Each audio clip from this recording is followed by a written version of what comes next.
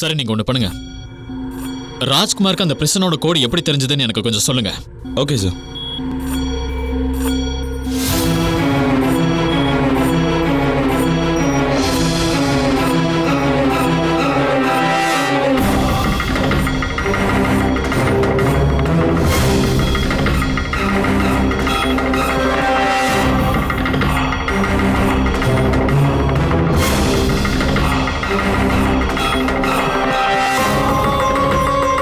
Sir, gate number 3க்கு அப்புறம் footage இல்லை சார். சிசிடிவி கேமராஸ் கேட் நம்பர் 3 வரைக்கும் தான் இருக்கு. எப்படியும் அவன் கேட் நம்பர் 3ல இருந்து ஈஸியா தப்பிக்க முடியாது. இப்போ கேள்வி என்னன்னா, அவன் எப்படி அங்கிருந்து தப்பிச்சான்? கேட் நம்பர் 3யோட இன்ன நோட் ரெஜிஸ்டரை நம்ம வர வைக்கலாம். Entry register fast.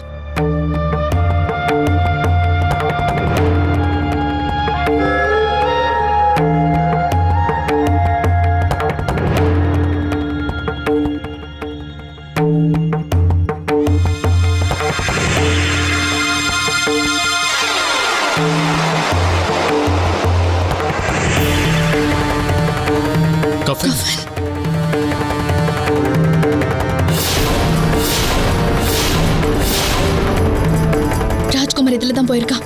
உங்களால எப்படி அவ்வளவு உறுதியா சொல்ல முடியுது ராஜ்குமார் இந்த வண்டியில தான் போயிருக்கான்னு? சார், அந்த கஃபினோட சைஸ் இருக்குல்ல, அதுல யாரா இருந்தாலும் ஈஸியா ஒளிஞ்சுக்க முடியும். அப்புறம் sir, security guard shift change பண்ற நேரமா பார்த்து ராஜ்குமார் தப்பிச்சு ஓடுறதுக்கு பிளான் பண்ணிருக்கான்.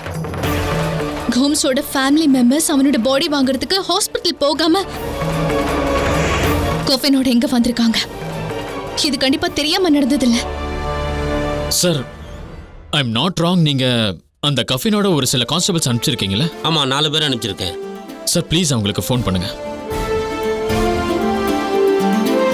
ஏதாவது தெரிஞ்சுதா? சீக்கிரம் பாருங்க. ரிங் ஆகுது, யாரும் எடுக்கல. ஜாகிர், நம்ம இங்க இருந்து டைம் வேஸ்ட் பண்ண வேணாம்னு நினைக்கிறேன். Let's go. கரெக்டா சொன்ன. சார், நாங்க போய் பார்த்துட்டு வரோம். வா.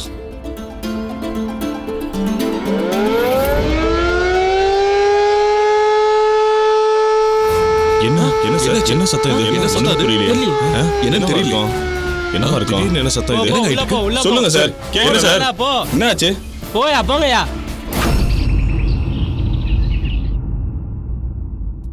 அட கடவுளே. கண்ணா சூர்யா, இதுல மசாலா உப்பெல்லாம் சரியா இருக்கான்னு கொஞ்சம் வாயில போட்டு பாருப்பா. சரியா இருக்கான்னு தெரியல. அம்மா, இது வரைக்கும் நீங்க செஞ்ச எதுலயாவது குறை சொல்ற மாதிரி ஏதாவது ஒண்ணு இருந்திருக்கா? சொல்லப்போனா இந்த பக்குவத்தை பார்த்தாலே எல்லாமே கரெக்டா இருக்குன்னு பார்த்தோன்னு தெரியும். சரோஜா, மிளகா ஊறுகாய் போட்டுக்கிட்டு இருக்கியா? அதுல கொஞ்சம் சவிதாவுக்கு அனுப்பி வை, அவளுக்கு ரொம்ப பிடிக்கும். அப்பா, ஏ கஸ்தூரி, போ போய் அந்த ஊர்காய் ஜாடி எடுத்துட்டு வா. இப்பவே எடுத்துட்டு வரமா? அப்பா என்னது? ஒண்ணு இல்லப்பா, வெத்தலை வாங்க போயிருந்தேன், அங்க கொஞ்சம் இடிச்சுக்கிட்டேன். ஒரு சின்ன கீறல் ஏற்பட்டுருச்சு, அவ்வளவுதான். இது பெரிய காயமா இருக்கே. ஏன் போய் சொல்றீங்க? சொல்ல வேண்டியது தானே. மொட்டை மாடியில நின்னு தொங்கிக்கிட்டு வேடிக்கை பார்த்துக்கிட்டு இருந்தேன்னு. அதனாலதான் காயம் ஏற்பட்டுச்சுன்னு சொல்ல வேண்டியது தானே.